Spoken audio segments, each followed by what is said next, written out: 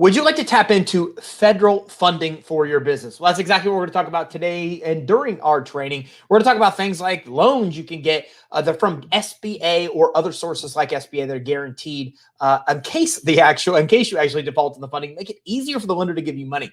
We're going to talk about grants that you can get. We're going to talk about other kind of initiatives and all types of things that are offered directly or indirectly backed by the federal government that can make it easier than ever to get money. We're going to talk about funding options that do not have to be paid back. We're going to talk about loans you can get, credit lines you can get with really good terms.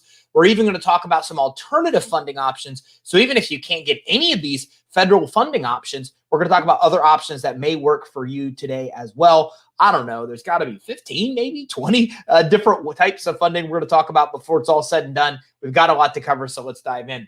So it's in the U.S. federal government's best interest to make sure that they are supporting small business. Matter of fact, when SBA was created back in 1953, that's the reason it was created. Okay, and the SBA as an organization was created to be able to improve the overall economy by creating an organization that was designed to support small businesses. Now, there's actually, I say several programs, but there's actually a lot of programs out there that you can actually get. Some of them are specifically for minorities. Some of them are grants and money that doesn't have to be paid back. And some of it is other type of funding. But there's a lot of it that's very easy to qualify for, even if you don't qualify for other kind of funding. And we'll talk about alternatives that can work if you're struggling to get approved for funding today as well. So SBA loans is one of the best ways that you're able to really get federal money for your business. Now, established businesses, if you have tax returns that show good revenues and show profitability, well, then SBA loans might be the ticket for you. If you have positive tax returns, you should apply for these type of loans where you can get them up to $12 million.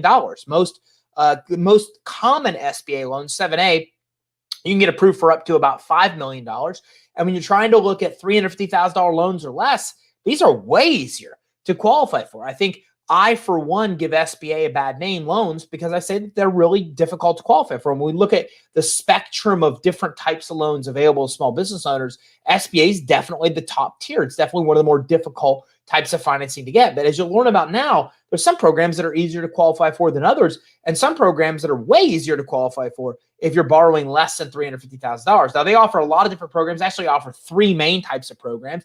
SBA offers what's called 7A loans, and there's 9 subcategories actually of SBA, some of 7A loans, some of which we'll talk about today. There's 504 loans for equipment purchases, for real estate purchases, for refinancing real estate, et cetera.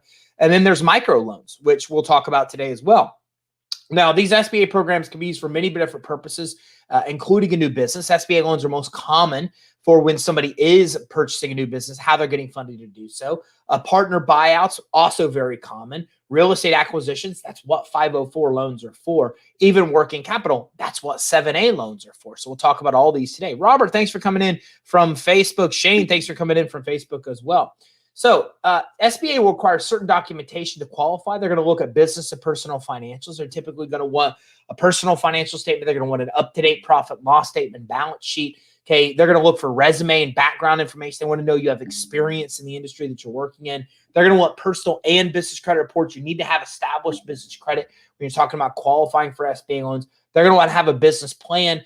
We've got training on business plans on our YouTube channel, youtube.com/credit suite. They're going to want bank statements. I've got training on our YouTube channel as well, and several of other program platforms, including, I think, LinkedIn and Facebook, where we talk about what lenders are really looking at for your bank statements. It's worth a look at that training because I don't like submitting a document to a lender without really knowing and understanding why they're asking for that document. What is it they're looking to review?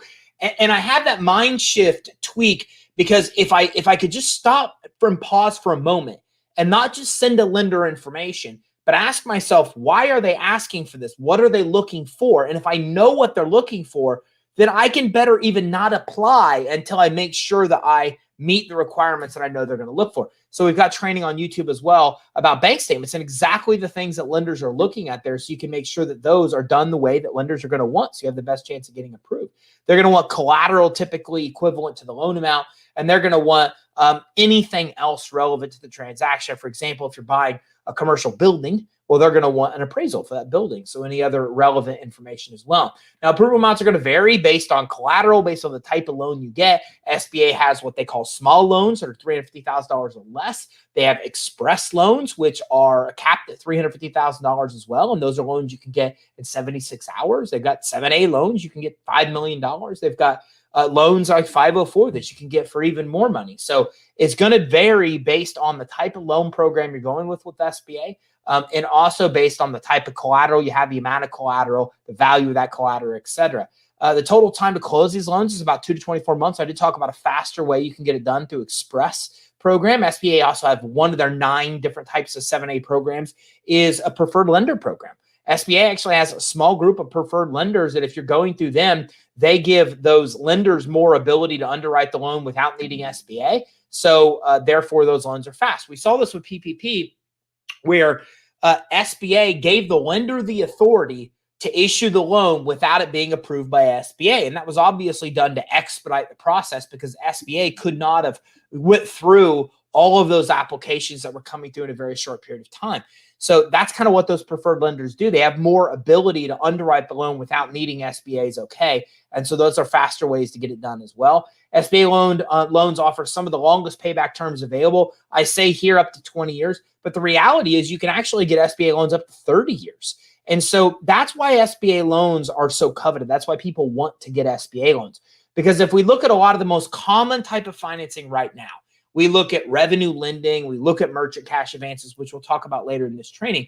And those are typically 12 months to 5 years. Like that's the length of those loans. So imagine, getting a $75,000 loan over a 5-year term or a $75,000 loan over a 30-year term, right? A big difference.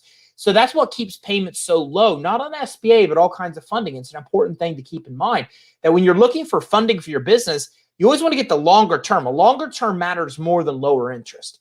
Lowering the interest a little bit here or there isn't going to make that much of a difference to your payment, but lengthening the term will make a huge difference to your payment. So SBA loans are so popular because you can get these 10, 15, 20, even sometimes 30-year loans through SBA, and interest rates are low as well, 5-6%, even lower when we look at the prime interest rate, which is what a lot of these interest rates are based on, some variant of prime, 1% over prime, 2% over prime. They're all different. But when the prime interest rate's low, which means the cost to borrow money is cheap, then that's where mortgages and all these type of loans like SBA loans are much more affordable. So let's talk about SBA cap lines. These are SBA's credit line program. Sean, thanks for coming in. Fayetteville, North Carolina, checking in. Sasson, thanks for coming in. Tamika and Angela, thanks for coming in too from LinkedIn. So there are 4 types of cap lines. So SBA offers loans and they offer credit lines. Their credit lines are put under a program they call cap lines, and that's one of those 9 different categories of SBA loans they offer under 7A. 7A SBA loans just mean you can use them for like working capital for like any general reason. You can use them for you can use them for payroll. You can use them for marketing. You can use them for expansion. You can use them for anything. Now, these cap lines under SBA's 7A program, there's 4 different types that are out there. And again, per them, you can see their quote, but it's basically just their umbrella program of how they classify the credit lines. You can get these up to $5 million because, again, that's the cap with 7A loans is $5 million, and it's under that 7A category. And the qualifications are the same as other SBA loans. So there are 4 different credit lines we talked about. The first one is called a seasonal line. It's just what you think about. It's for seasonal businesses. It's kind of to help them navigate through slower times in their businesses. Down here in Florida, obviously, you don't do outdoor water sports aren't very popular this time of year, in January down here. So, places out there that rent jet skis, for example, well, they're a very seasonal business because a lot of people still ride jet skis nowadays in dry suits. But, it's kind of cold down here. It's not cold down here compared to the rest of the country, but it's a little bit cold to be in the water in a lot of cases. So that's an example of a seasonal business. Ski slopes. I just had the blessing of being able to take my kids skiing. They'd never seen snow at 9 and 11 and got a chance to take them skiing in Utah for December for Christmas break. And the nice thing about that is that, ski slopes have kind of found a way to be creative and do some things during their off season, but they're also a seasonal business. They're obviously very popular in the wintertime. So contract lines, these are for specific contracts, for subcontracts, for purchase orders. So if you have any kind of contracts or if you're a contractor, a subcontractor, well, then this could work for you as well. Also, if you have specific contracts already that you need to get funding against or purchase orders, those can work as well. A builder's line, this is specifically designed for builders. If we think about builders that build properties, they spend a lot of money building a property and don't get paid till the property's done. So that makes it very difficult in a lot of cases. And there's some ways around that with construction or perm or what are called CP loans. But the bottom line is builders, put out a massive cost up front and then don't get the return till afterwards. So builders credit lines are designed to help with that. Working capital line of credit, that's just for the rest of us. That's for one of us that don't fit into that actual category. And proceeds must not be used to pay delinquent withholding taxes or similar trust funds, and must generate account receivable or have inventory typically to qualify. You have to have an asset, which is pretty common. SBA wants you to have an asset to offset that's equivalent to the amount of money that you're typically purchasing or the amount of money you're typically borrowing. We'll talk a little bit more about that as well.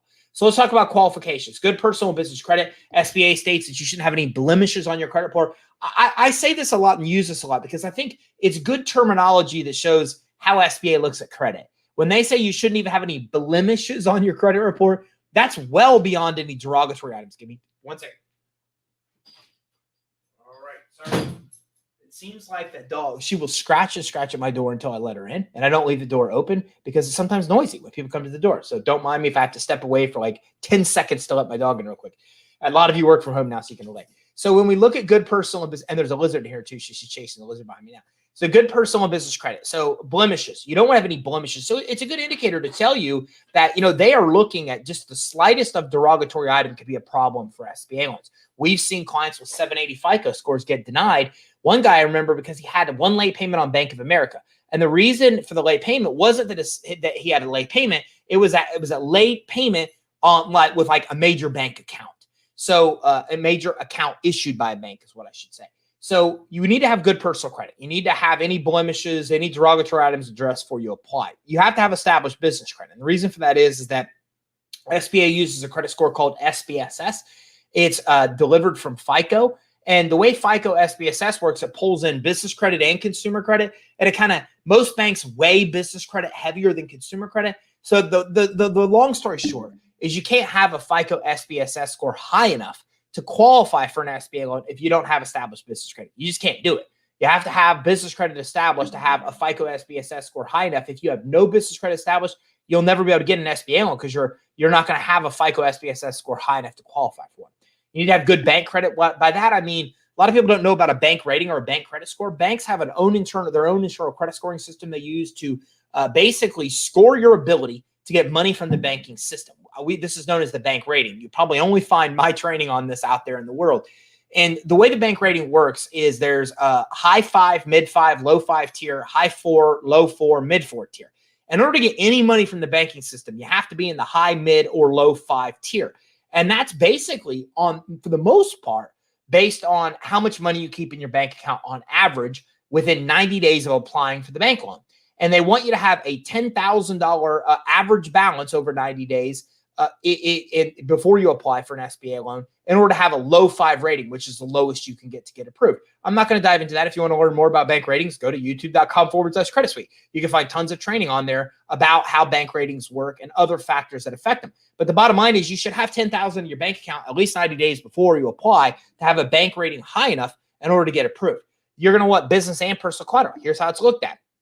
SBA wants collateral equal value to the loan amount. So if I get a $350,000 loan amount from SBA, they want to see that I have enough business assets that I could pledge as collateral that are worth $350,000 or more. So let me give you an example. If I am getting an SBA loan, I want $350,000 and I have $500,000 of account receivables, or my customers pay me on terms, I'm using that as my asset, well, then I'm fine. I don't need to pledge any personal collateral. But if I only have, no inventory, no equipment, no assets in the business, and I only have $100,000 worth of account receivables, and I'm trying to borrow $350,000, then SBA is going to go to my personal assets. They're going to want stocks, bonds, 401ks, IRAs, my house, anything they can grab that's an asset as value until they have enough and assets that are being pledged to cover the actual amount of loan that you're giving. So that's how it works. And one other note is that if you are high risk for some reason, then they may want even more. So I had judgments on my credit report that they didn't like, that weren't accurate. I had to have them fixed with LexisNexis. But as a result, they wanted to collateralize my house on top of our business assets. And we challenged it, and they said, well, it's because of these judgments. We said they're not even real. We went and proved it. They removed the qualification requirement for collateralizing my house. So that's exactly how they look at business and personal collateral. Now, if you're getting value from this, do me a favor, just hit the like button, hit the love button. I can see in real time when everybody's doing that. And it means a lot to me. We do a lot to make sure that this information is good. And the only thing I ask is hit the like and love button, because that's what tells Facebook and LinkedIn and YouTube and all these guys, hey, this information is valuable. And then it lets other people be seen. Like, nobody likes or loves us. Then what happens is this channels are like, this is worthless information, and they never show it to anybody else. So all I ask is hit that like button and love button if you're getting some value from this. Resumes, business plans, 3 years worth of financials, resumes. And a resume is basically has to do with showing you have experience in the industry that you're in to run the business. Okay. You don't want to go buy a business if you're in the trash sector, and that's what you do is waste disposal. And then you're buying a financial services business. And what SBA doesn't want that, because they see you don't have the experience to run that kind of business. That's why they're asking for it. Again, as I told you, it's important to not know what they're needing. You need to think about why they're asking for it. Why are they asking for a resume? Well, now you know, because they're looking to make sure you have experience in that industry. They want to see you have a business plan. Why? Because they want to see you have a plan, that you know what your financials are now, what your projected financials are going to be, what kind of business you have, what's your demographic, what's your competition. If you want to learn more about business plans, check us out on YouTube, and you'll be able to access our training on how to put a business plan together. And there's also a live plan. I love live plan. Liveplan.com is a great place you can use. Simple tool to be able to put your business plan together. And they're going to want 3 years worth of financials. This is the kicker. I'm going to show you how to get an SBA loan during this training where you don't need 3 years financial. But for 7A loans, most common SBA loans, they're going to want 3 years worth of tax returns. What that means is it means they won't work with startups. You've got to have 3 years worth of tax returns. Why are they asking for those? Because they want your revenue to be increasing, and they want you to have some kind of profit. If you're not showing some kind of profit at the end of every year, it's a little bit tougher to qualify for SBA loans, which is why these are usually for more established businesses. Okay. So SBA microloan program. Now, these are loans up to $50,000 that are different because they're not offered from banks. They're actually offered through SBA's intermediaries, which we'll talk about that in a second. So it is to help small businesses and certain non-for-profit child care centers start up and expand. SBA lenders are nonprofit community-based organizations. Okay. That's actually who lends these. It's not banks. And the reason for that is that banks don't make any money on $50,000. If they give you $50,000 with like a 5% interest, they just don't make enough money on that for that to be worth their time. So SBA's found these intermediaries, is what they call them, which are nonprofit community-based organizations that offer these kind of micro loans. And they have experience in lending as well as management and technical assistance. And these intermediaries administer the microloan program for eligible borrowers. Each one has its own lending and credit requirements. But what I found is that these are just easier to qualify for than normal SBA loans. Like, I see people in the 600 credit scores get approved for these. Of course, they're going to want a personal guarantee, as they do with all SBA loans. But again, microloans are an easier way to get SBA funding, even if you're a newer business, even if you don't have 3 years tax returns, even if you don't have good credit, that you're able to actually come in and get approved for. Corey, hello. Thanks for tuning in. Abigail from Houston, thanks for tuning in. Thick Chicks Fitness. I love that. Julie from Atlanta. I love your name. That's cool. And then Juan, hello. Thanks for coming in from YouTube. I appreciate y'all tuning in. Okay, so we talked about SBA loans. When we talk about loans, let's remember SBA doesn't lend money. They guarantee money. So what their job is to do is Bank of America will be the one that loans you the money. And then SBA guarantees that if you ever default on the loan, that like they'll pay Bank of America back like upwards of 80, 85% of whatever it is that you defaulted on. So remember, SBA doesn't lend the money. You got to go through the big conventional banks, Bank of America, Wells Fargo, et cetera. There's thousands of sources now that can offer SBA loans, even online sources we found that opened up through PPP or a lot of what are called fintech lenders. And if you can help with that, you can go to creditsuite.com/get funding. We can help guide you to the right places. We've got like 170 people in for PPP that we're already working on getting them around to PPP loans. So if we can ever help you, just go to creditsuite.com/get funding. We'll get you with the right source. So we'll talk about free money. Some of money doesn't have to be paid back. I love free money. I don't know about you. Okay, they generally don't have to be paid back. Federal grants. There are a few different main sources here, but you can go for urban projects. You can try HUD, Housing and Urban Development. They have a bunch of products that are like that are community development areas for innovation, for technology development. They deal a lot with with urban projects or low income areas with minorities. They have a lot of different grants. I mean, HUD has a lot of different grants available. Then we've also got for rural projects USDA, and that's the U.S. Department of Agriculture. And the USDA offers a lot of different kind of grants that can work for you too. You just have to kind of figure out what kind of area you're in. Are you in an urban area or are you in a rural area? Well, depending on which one, that determines which of these type of programs you want to look at. You generally have to show experience in what you're actually doing, and you can access the federal grants at grants.gov. Grants.gov, and there are some with SBA as well, but grants.gov is a great place to be able to go to access federal grant information. That's where you're going to go for federal grants. Now, I'm not going to get into this too much because I've got other training on grants, but you could also go to grantwatch.com, and grantwatch.com is where you can actually access state grants. And then there's a lot of other cool grants out there you could look into that companies offer. So one of them is FedEx. FedEx offers up to $250,000 a year in grants, and they give it out to 12 different business owners. And there's a lot of grants for your industry and other examples too. The purpose of this training is federal funding, so I'm not going to talk about a lot of additional grants. But again, those are some more information on other places you can access grants as well. So government grants to start a business, service-disabled veteran-owned small business program. Okay, this is where they seek to award at least 3% of all federal contracting dollars to such businesses annually.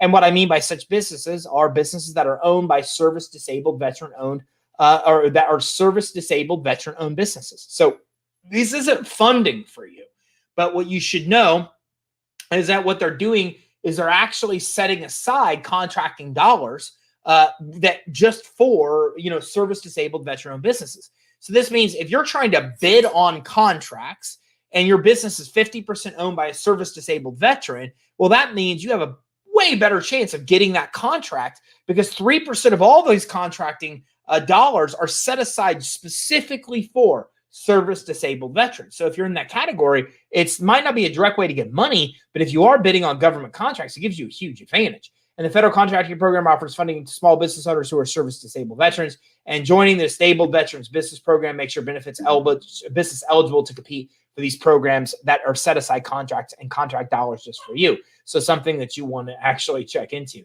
To be eligible, you must be a small business, be over 50% owned or controlled by one or more service disabled veterans, and have day-to-day operations and long-term goals managed by at least one service-disabled veteran and have a service-connected disability. So some things requirements there, but something to consider.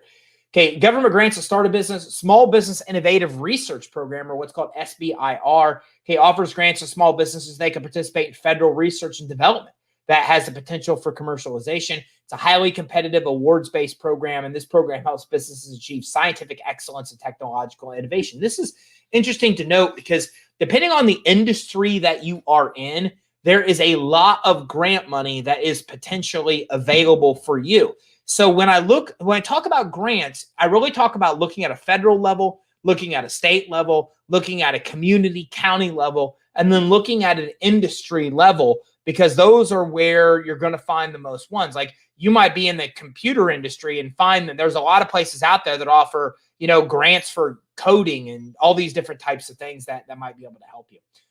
Okay, so to qualify for SBR, we talked about that you must operate for a for-profit company and must be more than 50% owned by at least one U.S. citizen or permanent resident alien, other for-profit small business concerns, or multiple venture capital operating companies, hedge funds, private equity firms, or a combination. No one such firm can own or control more than 50% of the equity. So those are some of the requirements that you must meet to qualify for SBIR. You can learn more at sbir.gov/about. There's also a Small Business Technology Transfer Program, or STTR. Okay, similar to SBIR. Okay, but the STTR program focuses on funding research in the research and development arena. Unlike the SBIR, the STIR requires the small business to formally collaborate with a research institution. So one of the biggest differences there. To qualify, again, you must operate a for-profit company and it must be owned by 50% or more a U.S. citizen, permanent resident alien, other for-profit, multiple venture capital. Exactly the same thing as what we just talked about. And you can learn more about that at sbir.gov/about. they will tell you about the STTR program as well.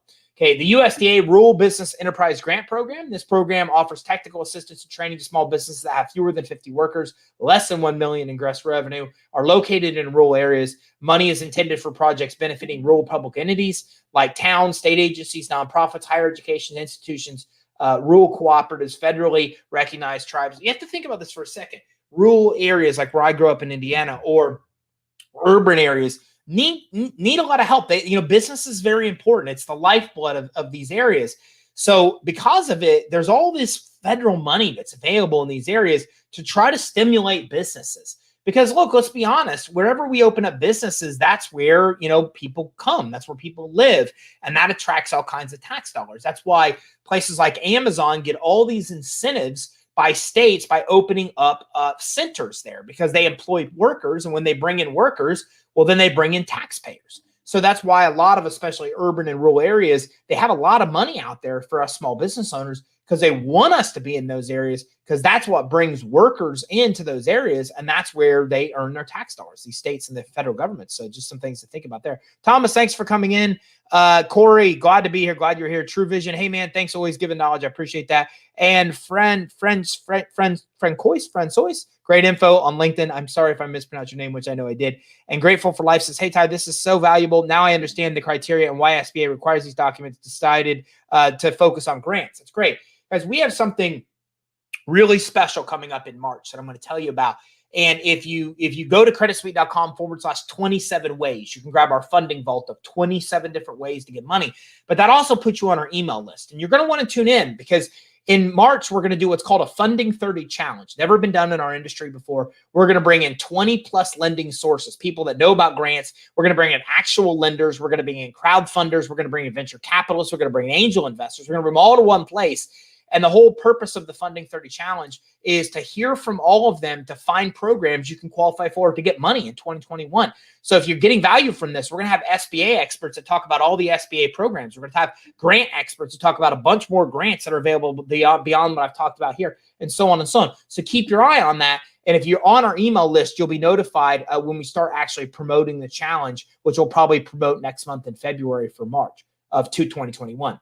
Okay, so women-owned small businesses, or WOSB, federal contracting. Again, the government sets aside 5% of federal contracting dollars to women-owned businesses annually. The SBA funding program helps meet that objective. It supports women entrepreneurs by offering business training, counseling, federal contracts, and accessing to credit and capital. And their goal is to offer equal opportunities for all women in business. So if you are a women-owned business, then again, they're setting aside 5% of federal contracting dollars just for women-owned businesses to make sure that women have a better shot of getting those contracting dollars, not to mention that business training, counseling, federal contracts, access to other kind of credit and capital is available there as well. To be eligible, you must be a small business, 50% owned and controlled by women.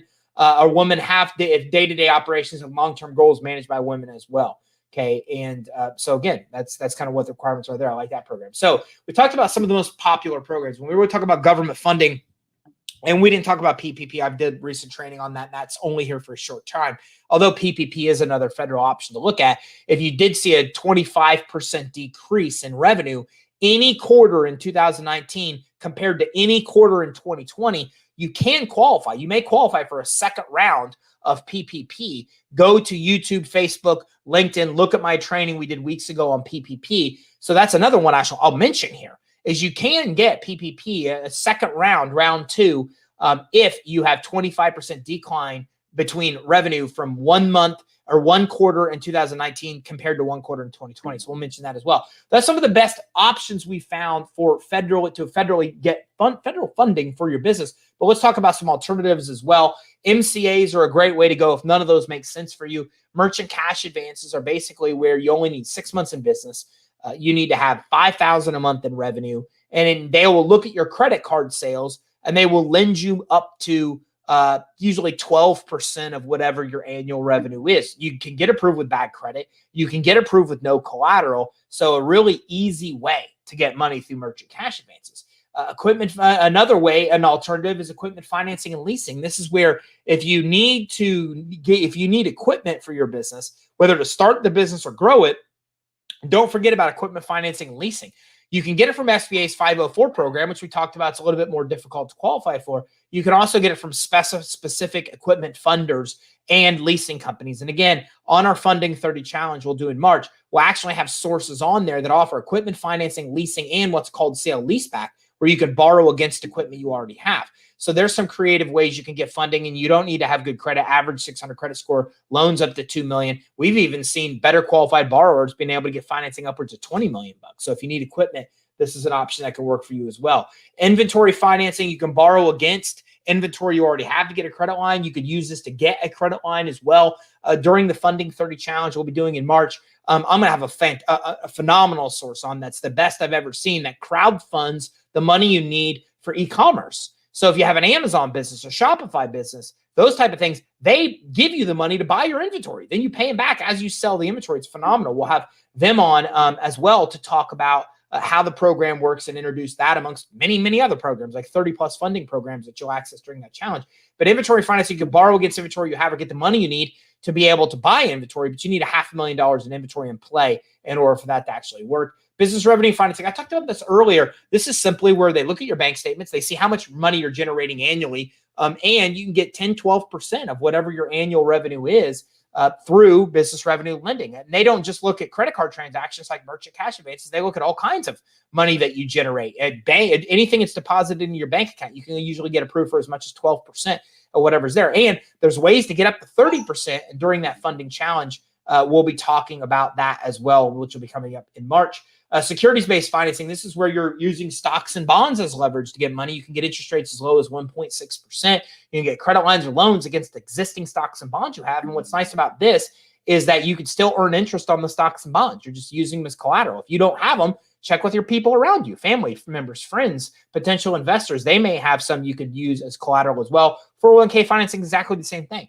You could borrow against a 401k, no tax penalties, get a financing as much as 100% of the value of the 401k or IRA. So some more creative ways to be able to get financing. And of course, if you have purchase orders outstanding, you can get financing for that. And if your customers are paying you on terms, not only can you use those account receivables as collateral for SBA loans, but you can also get a special kind of financing called AR financing or account receivable financing or AR factoring, where you could borrow against those receivables. It let your customers pay you on longer terms and still get the majority of your money right away. And again, the credit line hybrid program that we offer as well, great funding option, up to $150,000 in funding, 0% rates, no doc, no bank statements, no tax returns, no collateral is needed. All you need is good personal credit or a guarantor that has it. Might be family member, friend, investor that wants to pledge their own collateral or credit as collateral. And again, what's nice about this is that you're able to get approved for the credit line hybrid based on credit only, take the cash out of the credit lines, you get up to $150,000 and you get like 0% financing on those credit lines. You can go to creditsuite.com/get funding to get approved. So a lot of different programs we talked about. When we talk about federal funding, there's probably two main ways. There's really SBA loans and credit lines, which we dove into pretty extensively. We also talked about PPP loans that are available right now and EIDL loans, EIDL loans. Okay, and then we also look at grants. We look at free money from the federal government. Don't forget, when we talk about grants, we want to look into your industry. We want to look into your community and state as well. And you can get those at grants.gov on the federal side. And we talked about a bunch of alternatives, including credit line hybrid, where you can get up to $150,000 in credit lines. If we can help you get financing, well, then give us a call. We never charge you a dime of money to help you get money. Okay, don't get me wrong. Lenders still charge you interest rates and fees, and we negotiate to get those lower for you. But we don't charge you any money. Sometimes the lenders pay us a referral fee. Sometimes they don't. But we work with over 1,000 funding sources, including direct lenders, including brokers, including venture capital, angel investors. So if we can help you get financing, give us a call. Credit 877-600-2487 or go to creditsuite.com/get funding. And we'll even help you get the funding you can qualify for now and graduate up to SBA loans. Again, guys, I can see it in real time. If you got value, do me a favor. All I'm asking is one thing, like hit the like button, hit the love button. That shows me I'm on the right track, and it lets these social channels know this information is valuable and get other people in to see this even now, even after the playback. So I really appreciate that. And don't forget to like and subscribe on our channels if you got value as well. If you go do so on YouTube, click the little bell beside subscribe and select all to get notified when we go live. And you can also subscribe on places like Facebook, on Periscope, or and you can also follow me on LinkedIn. If you follow my LinkedIn profile, we're now live streaming. We're in LinkedIn's live beta program, so we're streaming there as well. If you want to access all of our social channels, go to the top right of our website, creditsuite.com. creditsuite.com. You can access our social channels where we have daily tips on Instagram, Twitter, and Facebook. We also have hundreds of videos on our YouTube channel. We've got our podcast, The Business Credit Financing Show, where we have really special guests that teach really cool things that I only interview experts about how to grow a business on my podcast. It's the only place I do that. I've got 400 episodes on that podcast, 400,000 downloads. So it's very popular. You can access all that at the top right of our page, creditsuite.com. And also don't forget, okay, give us a call for a free consultation.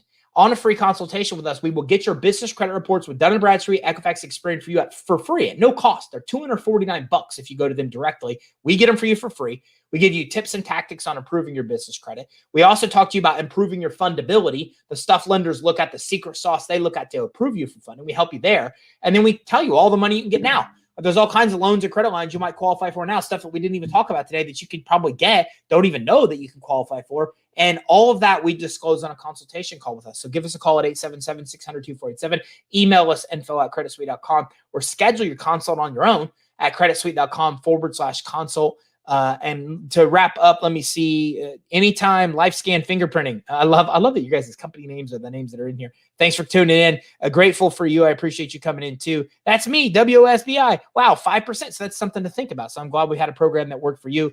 Pippi, thanks for coming in. Angel, thanks for coming in as well. And Bobby Dandridge, Bobby from Houston, thanks for coming in. I appreciate that. And you asked about funding opportunities for disabled minority. We did talk about several of them that work for you as well. And grateful for you. That's awesome. Chino, thanks for coming in. Everybody, thanks for tuning in.